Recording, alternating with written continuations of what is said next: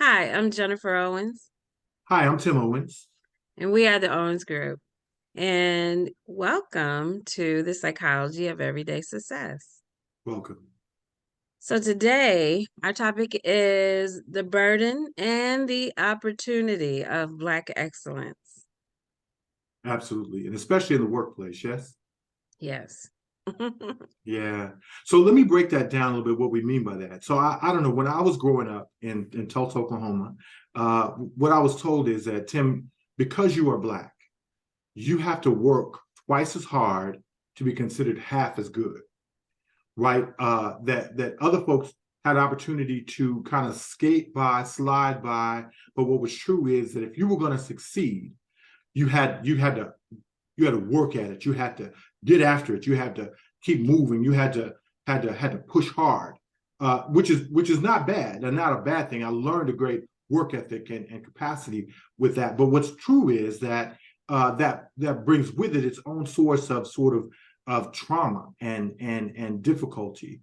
So I wanted to kind of break that down a little bit and talk about that. My hope is that that's something that probably you can relate to, if you're a person of color, especially in the workplace, Mhm. that the whole burden and opportunity of excellence. And if not, I think it's good for those who are allies with people of color to be able to Yeah, understand and to give credence to it. absolutely. Yes. So Jen, did you have an experience that you want to share around that, like something that's happened for you specifically in the workplace? Did I? So I've had Um, several. okay, I cool. think, but one that really comes and sticks out to mind is when I was in a leadership position in another state. And so I would be in staff meetings with my professional staff and often give suggestions or, make comments and creatively try to add some kind of emphasis to what I thought might be a good idea. And oftentimes my ideas were shut down. I Mm, think sometimes when they were either shut down or questioned very mm, often, wow. and it happened on a consistent basis. But this Mm, person was my peer; it wasn't my administrator. wow. Um, but as a woman of color, I think sometimes what happens is we bring a cultural flavor or a cultural nuance that sometimes is not completely understood Mm, by, for instance, the Caucasian community, or say I was a Hawaiian person and I came in and I brought my creativity to the table or my cultural flavor. It might not be understood as well, but mm, it still could be respected. You know what I mean? Say I was an Asian woman, or say I was a Puerto Rican woman, and I was able to say something or do something in such a way that wasn't completely understood. So I mm, think sometimes when there's that people don't understand, people tend to dismiss. I don't know that mm, that's always correct, mm, but I took it to my boss. In essence, my boss kind of took the other person's side, mm. and it just became very colluded, and I did not feel supported or respected at all. Wow, wow. And this is like in the healthcare field, right? Yes, this is in the healthcare field. Yes, I Wow. was a social Yeah. worker. I'm sorry you went through that.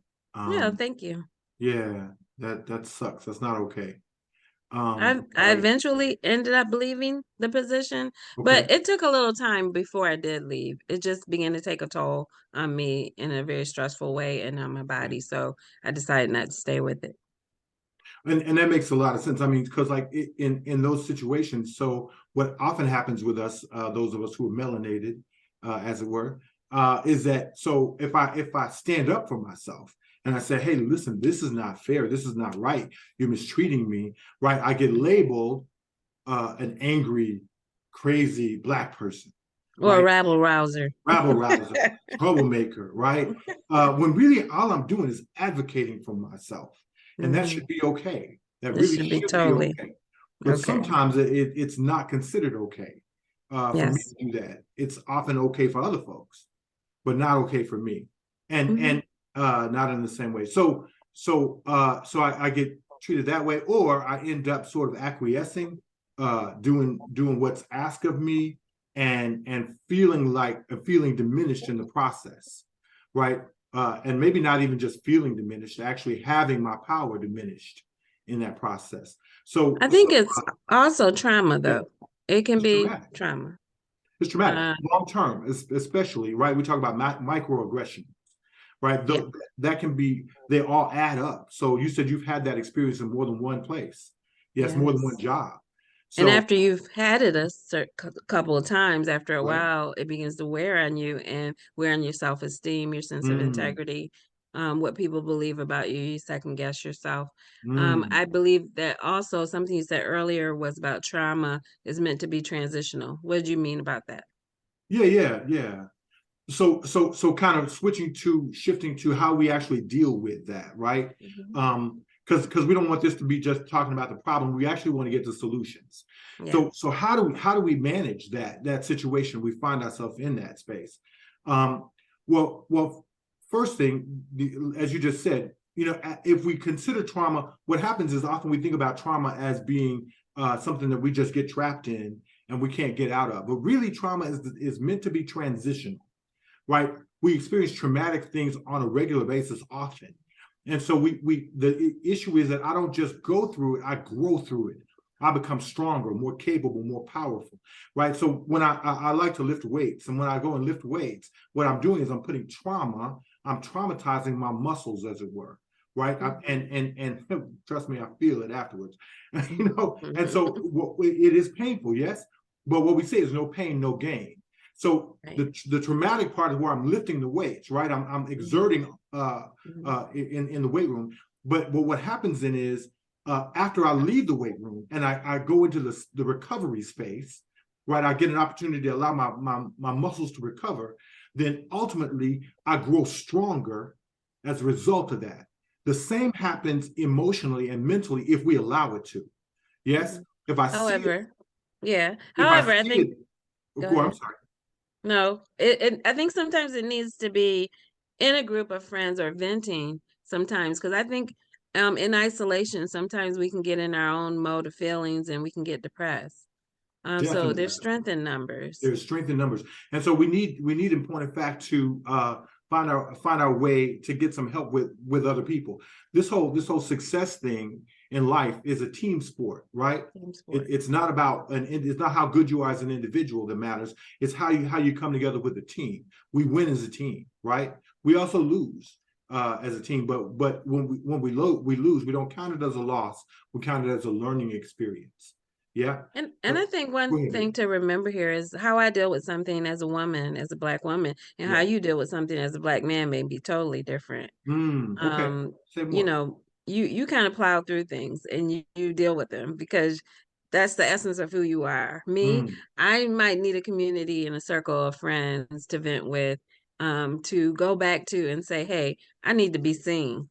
You yeah. know what I'm saying? And my Yeah. sisters, they will see me and they'll Yeah. remind me of who I am, in my Yeah. professionalism, in my Mm, strength, in my confidence of who I am. And I think that is very important.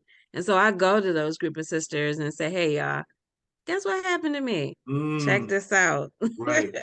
And Right. they might pray with me, they might encourage me, they might affirm me, they might Right. say, oh, no, don't be confused about who you are and give me some examples of and to remind me. I think that's important too. Absolutely. Absolutely. And I don't mean to say that that men shouldn't do it, should do it otherwise. Because what's true is that as men, I think one of the reasons women live longer is that Black women especially live longer is that because you guys come together more effectively as a team, right? Uh, Often as men, we're taught, do it yourself, move forward, keep your circle small, Yeah. don't show your vulnerability to anybody. But no, it's important that we actually go to each other and say, you know what, this sucks.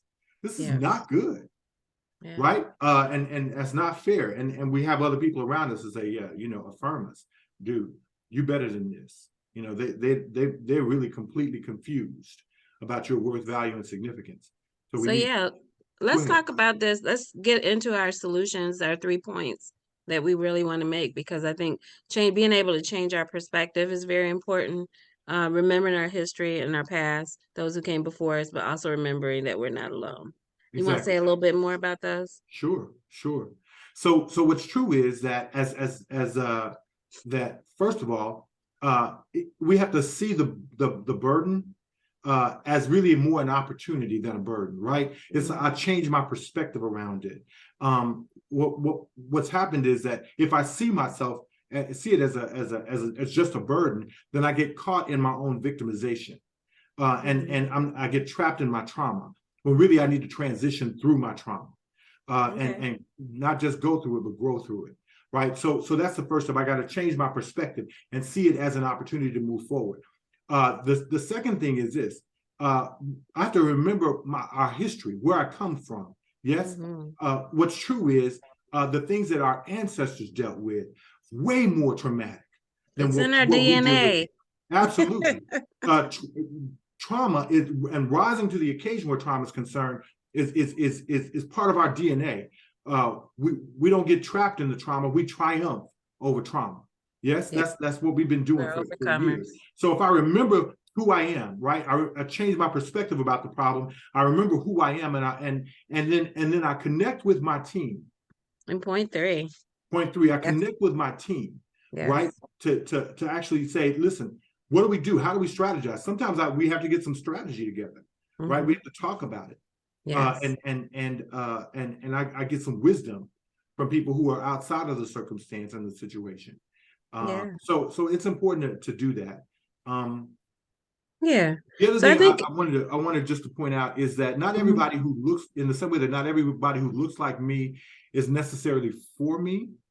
Not everybody who doesn't look like me is necessarily against me. That's true. You know, so I have to have some perspective around that. We need allies, right? Every group that has progressed, I think, on some level, has had some allies, people who genuinely had our backs. There's strength in numbers. In fact, there's a quote that I love. It says, there is wisdom in a multitude of counselors. Yes, absolutely. Strength in a multitude of counselors. There's protection and coverage in a multitude of counselors. Absolutely. So, yes, so we're at our mark, guys. But we thank you for listening today. We appreciate you for being here today, and join us again. Absolutely. Have a great day.